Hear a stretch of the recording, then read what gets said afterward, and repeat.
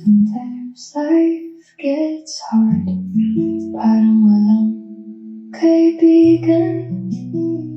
Akala mo iniwan silang lahat, walked away. Pero may dahilan, there's a reason behind everything. Hey guys, morning po mga kapatid. Ngayon po ay araw ng Thursday at tayo po ay muli dadako sa ating God's Morning o sa ating daily devotion. At ngayon po araw na ito, araw po ng Thursday, August 27, no, ay tutungo po tayo sa talata mula po sa Colossians chapter 3 verse 1. At pamagatan po natin itong your new life in Christ. Look up. No? Look up. No? At ngayon po sa ating pong pagtalakay at pagpapatuloy, tayo po ay pangungunahan sa pagbabasa ng talata at pangungunahan po tayo sa atin ang pananalangin ng aking partner.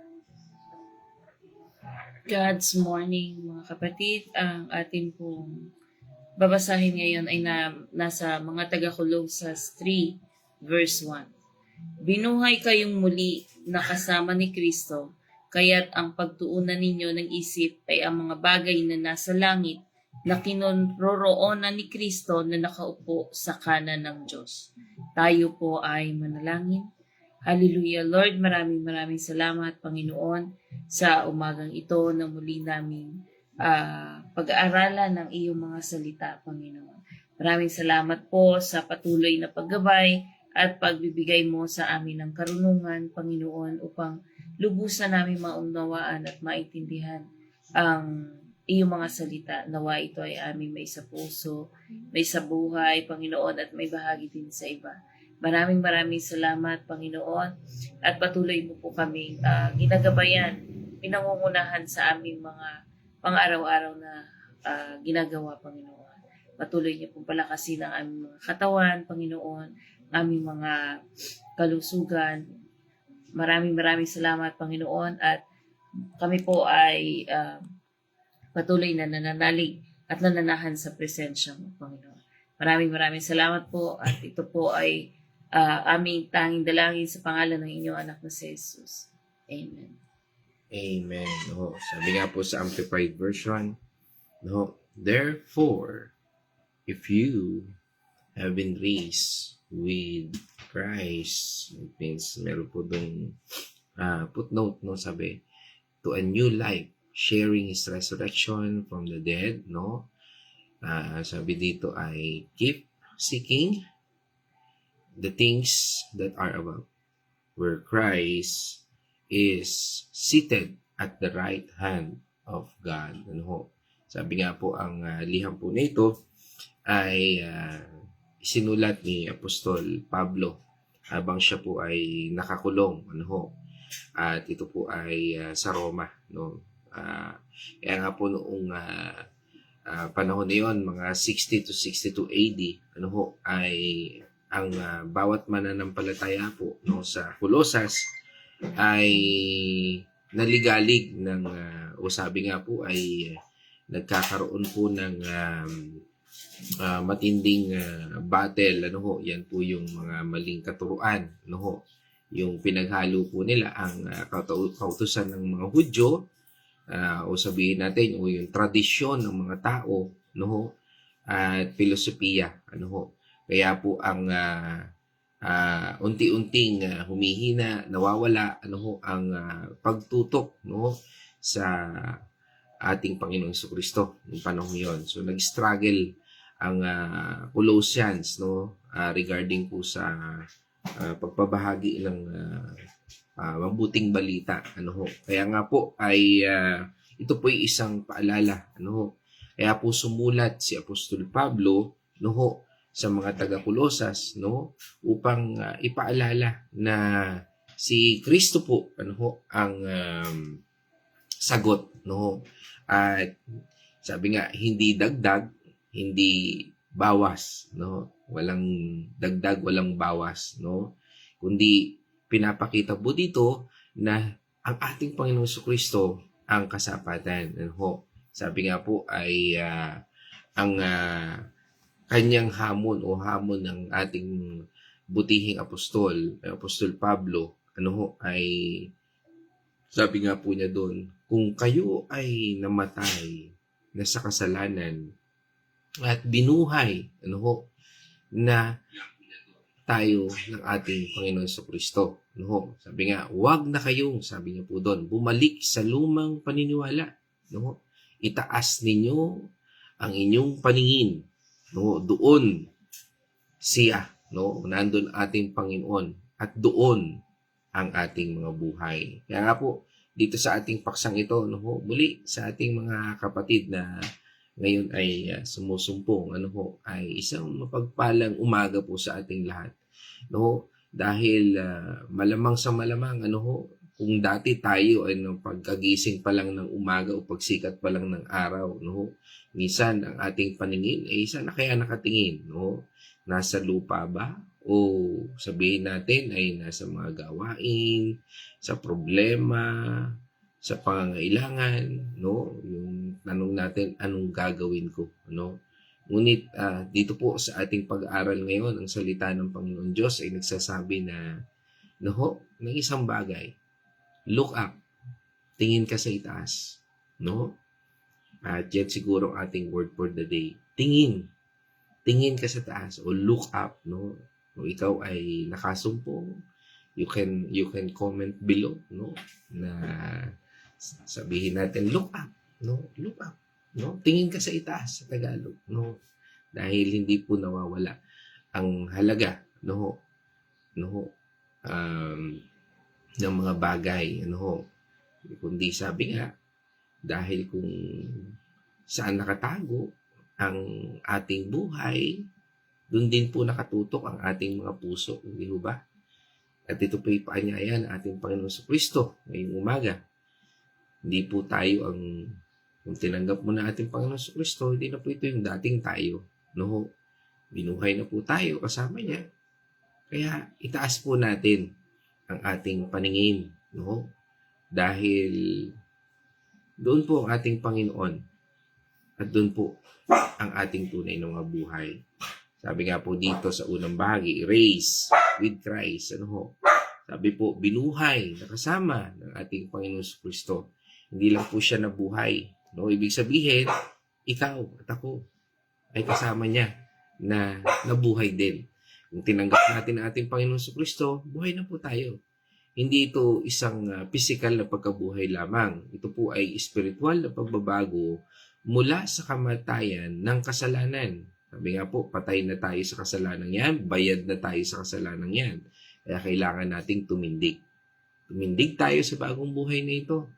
Na minsan natutulog, minsan nanlulumo, na kung minsan, ay nawawalan ng lakas. Sabi nga po sa atin sa Romans chapter 6 verse 4 ito.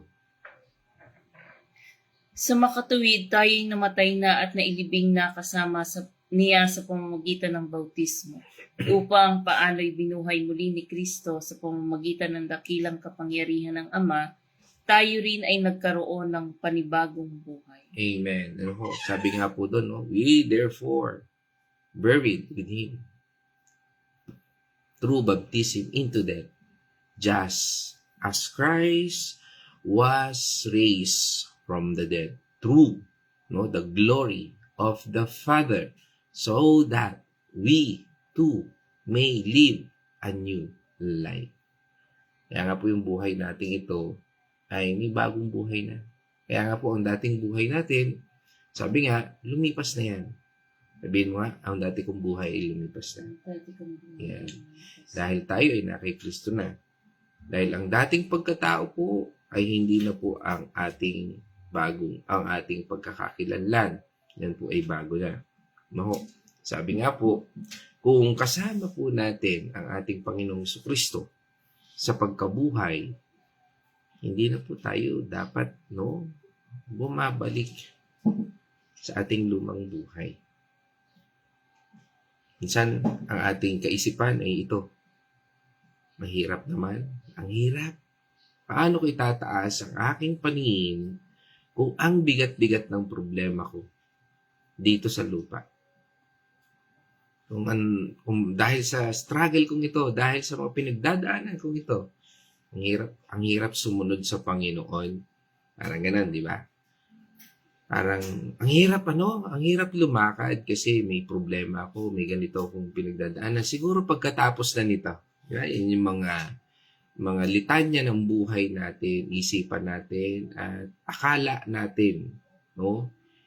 Tandaan po natin, hindi po natin kailangan ng sariling lakas. Sabi nga po ng talata, if you have been raised with Christ, ikaw ay hindi na nag-iisa. Siya ang nasa itaas natin. Kapag hindi na natin kaya, tumingin tayo sa Diyos. Hindi natin kailangang buhayin ang sarili natin. Dahil siya po ang buhay natin. Tuloy natin, medyo tumalon lang tayo ng isang talata. Ituloy natin doon sa Colossians chapter 3, verse 3 and 4. Ano po sabi doon? Sapagkat namatay na kayo at ang inyong tunay na buhay ay natatago sa Diyos kasama ni Kristo. 4. Si Kristo ang inyong buhay at kapag siya'y nahayag na, mahahayag din kayong kasama niya at makakahati sa kanyang karangalan. Yun, no? Grabe, no? May kasama pang pangako. For you died, sabi doon, for you died, and your life is now hidden with Christ in God, no? And sabi niya, Christ who is your life appears, no? Sabi rin po ng isang quote, you are not going to heaven someday. Bakit daw po kaya? Because heaven is already in you today. Ulitin ko po ha. You are not going to heaven someday. Misa kasi isip natin, pupunta rin tayo. Pagdating ng panahon, magkakasama-sama rin tayo, which is true. Pero, the real truth is this. Heaven is already in you today. Your citizenship is there. So let your heart live there now. Kung hindi natin ipapamuhay, hindi natin isa sa puso ang pagiging citizen of heaven, magiging hell talaga ang buhay natin. Tuloy natin. Sabi, keep seeking the things that are above. Hanapin po natin kung ano ang nasa langit, hindi kung ano ang wala.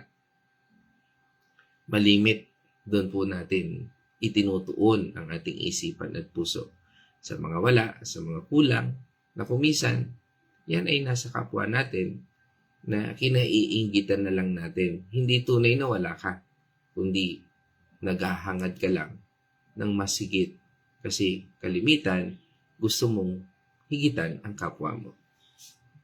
Kaya nga po, hindi sinabing hanapin mo, kundi keep seeking. No? Patuloy na hanapin. Hindi ito isang beses lang. Excuse me po. Ito ay araw-araw na pagpili. Sabi nga, tuwing gigising ka, pipiliin ba nating o pipiliin mo ba na patuloy na ang iniisip mo ay yung mga ginagawa dito sa lupa, problema, anong kakainin, o anong mga bagay, o ang pag-asa na ibinibigay ng langit, ng salita ng Panginoon Diyos. Ano nga ba ang mga nasa langit para ating linawin?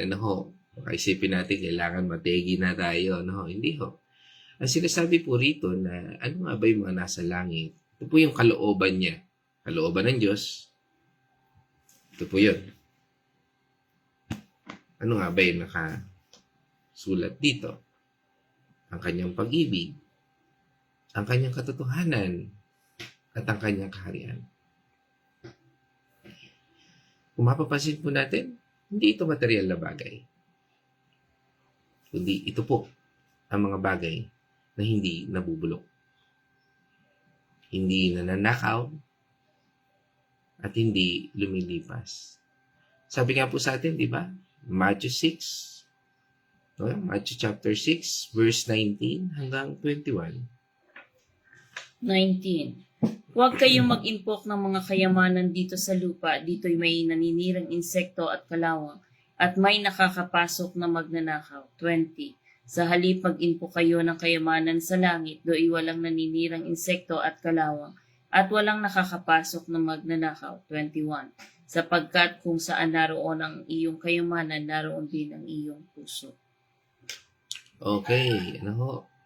Napaka ganda ho noon, ano ho, noong passage na yon. Store up for yourselves treasures in heaven. No ho?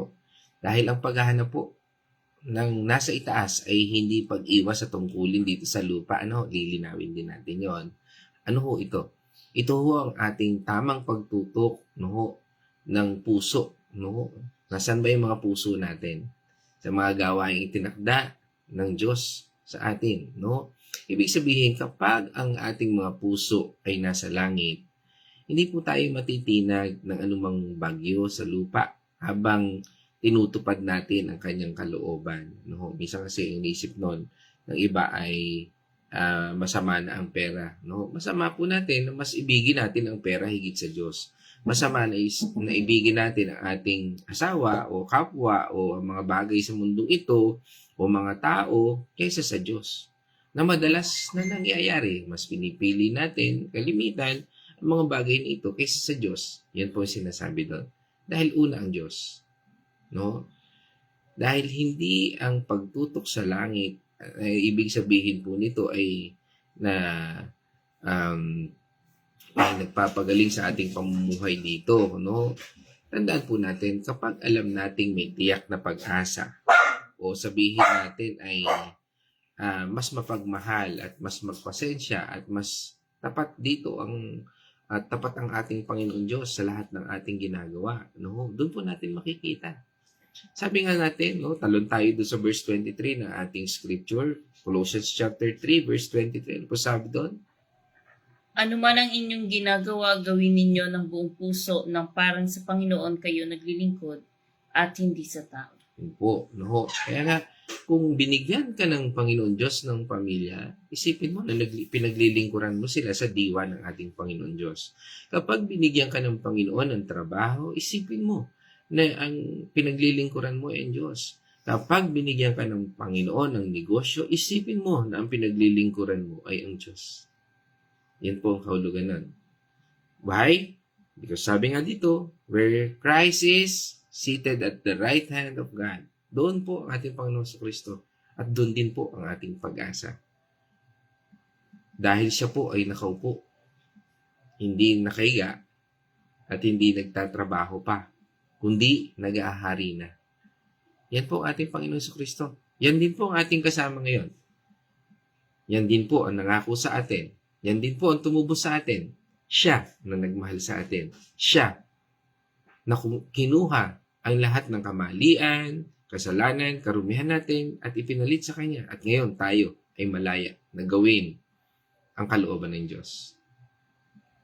Dahil sabi nga po, ang kanang kamay ng Diyos, ayan po ang pinakamataas na kapangyarihan at autoridad. Sinabing kanang kamay ka, naku, siya may say, no? Ibig sabihin, hindi na po siya naghihirap. Tapos na ang lahat. Kaya kung ikaw'y nahihirapan niyo, kasama mo ang Panginoon Jesucristo, sabi mo, Lord, ba't ako nahihirapan? No? Isipin natin, you need to focus, you need to keep seeking. Kaya nga sabi dito, keep seeking. Diba? Sabi rin sa atin sa Hebrews chapter 10 verse 12, Ngunit si Kristo ay minsan lamang naghandog para sa mga kasalanan at pagkatapos ay umupo na sa kanan ng Diyos. yan, nandun po siya. At kung tinanggap natin, no, sabi nga, di ba, if you confess in your lips that Jesus Christ is Lord, you will be saved. Kasama natin siya. Romans 10 verse 9. Kung ang ating Panginoon sa Kristo ay nasa kanan, no, ng ating mga buhay, walang makakaalis nito. Walang sakit, walang problema, at walang demonyo. Dahil wala pong makapaghihiwalay sa atin sa pag-ibig ng Diyos. Di ba sabi nga sa atin sa Romans chapter 8 verse 38 to 39, Sapagkat natitiyak kong walang makakapaghiwalay sa atin sa kanyang pag-ibig, kahit ang kamatayan, ang buhay, ang mga anghel at ang mga pamunuan o ang kapangyarihan, kasalukuyan o ang hinaharap. 39. Ang kataas-taasan, ang kalaliman o alinmang nilalang ay hindi makakapaghiwalay sa atin sa pag-ibig ng Diyos na ipinagkaloob sa atin sa pamamagitan ni Kristo Jesus na ating Panginoon. Amen. All through Him, for Him, and in Him. Nasa Kanya po lahat. Kaya nga po, no, Christ is seated. So your salvation is settled. Ulitin ko po. Christ is seated. So your salvation is seated. Sabi nga, He does not stand in fear. So you do not need to live in fear either. Kaya kung natatakot tayo minsan sa buhay na ating dinadanas ngayon, minsan, kailangan natin magtiis. Kailangan natin harapin. Kailangan din natin alalahanin. We need to look up, Lord, ano ang nais mong ipagawa sa akin?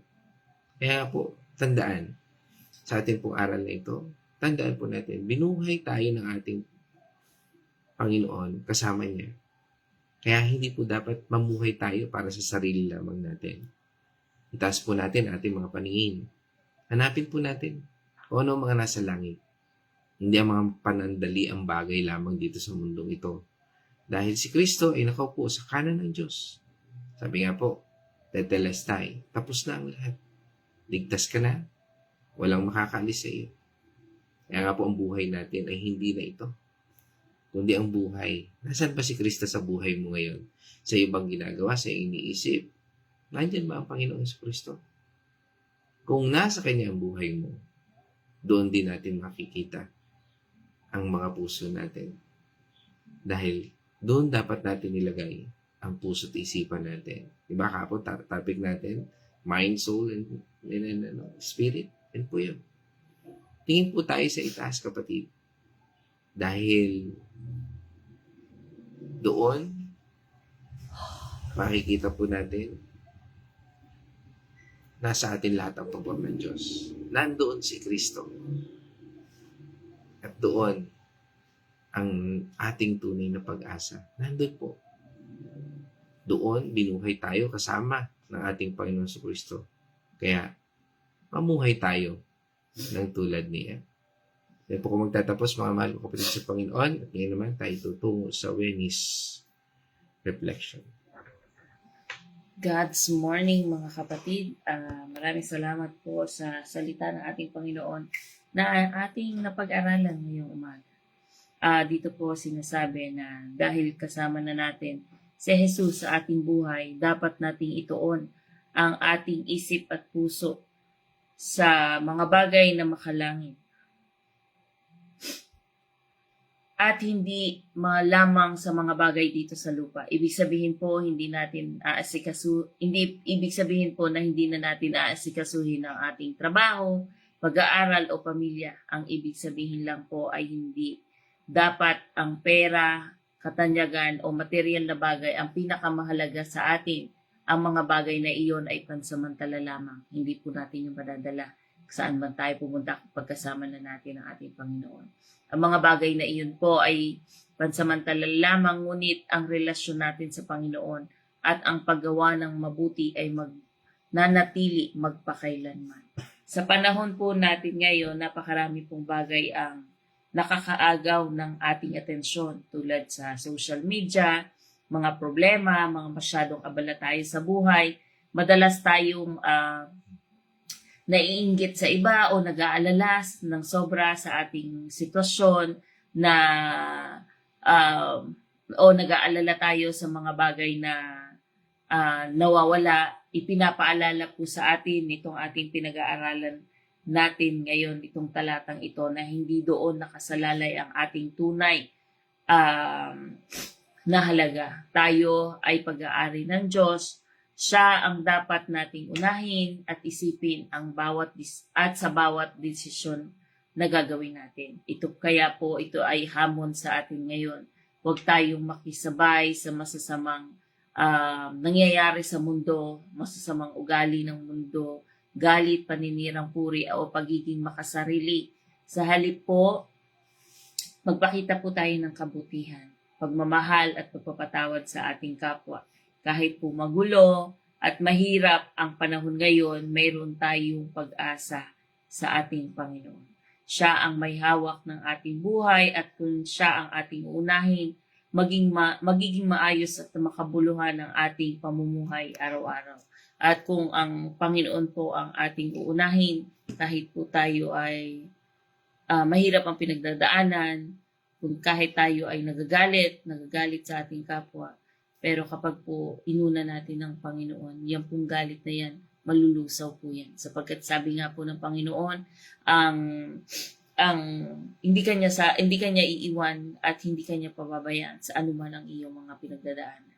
Kung yan man ay sakit, problema sa pamilya, pinansyal, sa lahat po, sa kalusugan, lahat po kasama natin ang ating Panginoon. Basta dumulog lang tayo ng buong puso at ipagkatiwala natin sa Kanya ang lahat ng suliranin. Sabi nga po, pasan-pasan po tayo ng ating Panginoon. At kailanman ay hindi tayo niya iiwan, pababayaan at hindi tayo mapapagod sa lahat ng sitwasyon na ito. So yun lamang po. Maraming salamat po and God bless sa inyong lahat. Okay, praise God at salamat sa iyong reflection. Ngayon naman tayo tutungo sa ating mga kapatid online. No? At pinunahan po tayo ngayon sa mga oras na ito. No? Batiin po natin ang kapatid natin from Bulacan, Chaong. Kasama po natin ang pamilya Artillaga. Yan, sa pangunguna po ni Kuya Chris, no? Artillaga. No? At pagbati rin po natin sa ating sa kanyang may bahay, si Nay Marta Artillaga. At pagbati rin po natin sa mga kasama po nila dyan, si Nay Gori, si Naylina, si Yasel, si Inigo, isang mapagpalang umaga po sa inyong lahat. At kasama rin po natin ngayon, balik tayo dito sa San Pablo City. Kasama po natin ang Azucena Tanyo family. Yan. At kasama po natin ang mag-asawang ito. Yan, si Kumaring Carmeline at Paring Artu. No? At syempre, pagbati rin natin sa kanilang mga anak kay birthday girl, Jolene, at kay Pao, isang mapagpalang umaga po. At pagbati ko rin sa aking inaanak, na lagi din pong nakikinig, kay Janessa, at kay Tyron. Yan, isang mapagpalang umaga dyan sa Concepcion, no? Carmelite Road. No? At sinundan po yan ang ating kapatid from Villa Escudero. Kasama po natin ang Patual family. Yan, ang si Nay Winnie Patual, isang mapagpalang umaga po sa inyo. Yan. At sinundan po yan ang ating kapatid from Barangay San Ignacio. Kasama po natin si Brother Rafael, no? Creo. At pagbati rin po natin sa kanyang buong pamilya yan sa Barangay San Ignacio at sa iyong mga anak, no? At yan, sinundan din po yan ng ating kapatid from Osamis City. Kasama po natin ang C family. Yan, kasama po natin si Doktora Julia C. No? At isang kagalakan na makasama, no? Ang pinagpipitagan, no? Na profesor ng aeronautics, no? Yan, si Andrew, no? Andrew Kalingasan. Yan, isang mapagpalang umaga diyan sa First San Pablo City, no? First time ko makita rito, no? Ang magandang lalaki, no? Si Professor Andrew Kalingasan, no? Yan, isang kagalakan diyan sa First San Pablo City. Yan, no? Sa First po yan sa Barangay San Ignacio. Yan, kasama po natin. At kasama rin po natin muli ang ating kapatid, no, from Manhattan, ang Nonoso family. Yan, pagbati natin sa iyong buong pamilya, kay Sister Christine, no, sa iyong anak, sa iyong asawa, sa iyong buong pamilya. Isang mapagpalang umaga po. At ito po yung kauna na nakita ko yung ating word for the day. Look up, sabi ni Mary Patual, at isang mapagpalang umaga sa iyo, kapatid. Look up, no? Look up tayo, no? At ayan, at pagbati natin sa ating kapatid na ito, dahil nabanggit na rin natin, ano, pagbati sa iyo dyan sa Dubai, ano, nasa Dubai po ito ngayon, itong kapatid natin ito. Kasama rin po namin ito sa Bible study kagabi, sa mapagpalang umaga sa iyo, kapatid, no? At tungo din po tayo sa ating kapatid naman, ano, kung meron tayong kasama sa Dubai, meron naman tayong kasama sa UK. Mamaya, bukas pa pala. No, bukas yung Bible study namin. Kasama po natin ang Del Mundo family, no, from UK. Kasama po natin si Sister Lynette, no, isang mapagpalang umaga sa iyo, kapatid. Patuloy kang gamitin ng Panginoon Diyos sa lugar na yan. O, purihin ng Diyos. Yan. At pagbati sa iyong buong pamilya, no? Alam ko taga San Pablo din ito, hindi ko lang alam kung saan lugar, ano po. Hindi ko pa pala na itatanong o nakalimutan ko ho, no? Yan, sa mapagpalang umaga sa iyo at sa iyong asawa, no? Na magkasama kayo diyan sa UK, no? At sino pa po? Yan, kasama rin po natin ang aking nanay from Santa Rosa, Laguna. Yan, isang mapagpalang umaga. Yan, diyan sa Santa Rosa. Siyempre, pagbati ko dyan sa inyong lahat at sa aking anak, kay Casey at kay Kyle. At ganoon din sa aking kapatid na si Caroline, sa kanyang mga anak, no? Kay Princess, kay Shai, kay Jello, kay CJ, at kay Sian. Sa mapagpalang umaga sa inyo dyan, no? Yan, no? Okay, at kasama rin po natin, no? Tuloy tayo sa ating kapatid naman from Dolores, Quezon. Kasama po natin, ano ho, ayan, si Nay Remy Alinea, at ganun din po, ano ho, si Tatay Victor and Nanay Tisi, isang mapagpalang umaga po sa inyo dyan sa Dolores, Quezon, ano ho, ayan, isang, patuloy kong pagpalain kayo ng ating Panginoon Diyos. Lahat tayo na nandito ngayon, ano ho. At ganun din, tungo naman po tayo sa ating kapatid from Liliw, Laguna, isang mapagpalang umaga po sa inyo. Ano ho? Yan, at pagbati natin sa Arosena family, yan, sa pangunguna po ni Nay Edna Arosena, isang mapagpalang umaga po. At from Bacolod City, ano ho? Ngayon, ikasama rin po natin ang Pius family, yan. At pagbati natin sa ating kapatid kay Kuya George Pius, isang mapagpalang umaga po, no? At sabi nga dito rin ni Nay Marta, keep seeking, no? Yan ang kanyang word for the day, ano? Okay, purihin ng Diyos. Yan, keep seeking, sabi rin ni Nay Winnie, ano? Yan, okay, that's good. Okay din po yun, no? Kasi nga ay, kung yan po ang nagrema sa atin, sige po, no? Alalahanin ho natin yung salita ng Panginoon Diyos. That's how we look up, no? At yan, kasama rin po natin ngayon from Villa Escudero, yan, kasama rin natin ang ating kapatid, no? Si Ate Lisel Dalangin, isang mapagpalang umaga po. Yan, Ate Lisel Dalangin, at ganoon din kay Kuya Hector, no? Tama po ba ako? Yan, no? Yan, isang mapagpalang umaga po, at sa inyong mga anak, kay Aliyah, no? At sa inyong lahat dyan, no? At yan, kasama rin po natin from United States, no? Ang Daw family muli, no? Kasama po natin si Nurse Abigail Daw. Isang mapagpalang umaga sa iyo, kapatid, at sa iyong buong pamilya, yan sa Washington Shuttle, no? At patuloy pong ingatan tayong lahat. Ano, at yan, kasama rin po natin ngayong araw nito, nabanggit din natin ang Donoso family. Yan, kasama rin po natin si Ate Nela Donoso. At yan po tayo, mga mahal ko kapatid sa Panginoon, na tayo na pagpala na salita ng Panginoon Diyos, at patuloy po tayong lumakad sa espiritu ng at diwa ng grasya ng katotohanan, no? At sa espiritu nito. At diyan tayo po magtatapos, at sa ating pong pagtatapos tayo po ay manalangin. Let's all pray. O manaming Diyos na makapangyarihan, muli salamat po sa lahat ng ito na amin po napag-aralan. Dalangin po namin, Panginoon, na patuloy niyo kaming paalalahanan at tumingin sa iyo sa tuwing kami, Panginoon, ay nanghihina, at hindi lamang po yun sa lahat ng oras at panahon.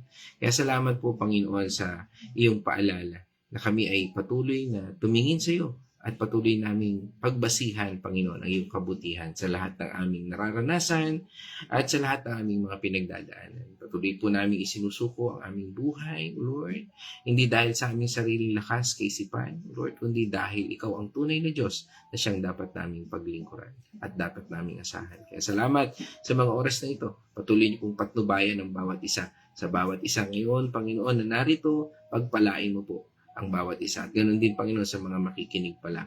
Salamat sa lahat ng biyaya at awa na yung ipinagkaloob, Panginoon. Naniniwala po kami, Panginoon, na ang iyong salita ay lagi may pagpapala. Kaya ngayon pa lang, Panginoon, napagpala na po kami ng iyong salita.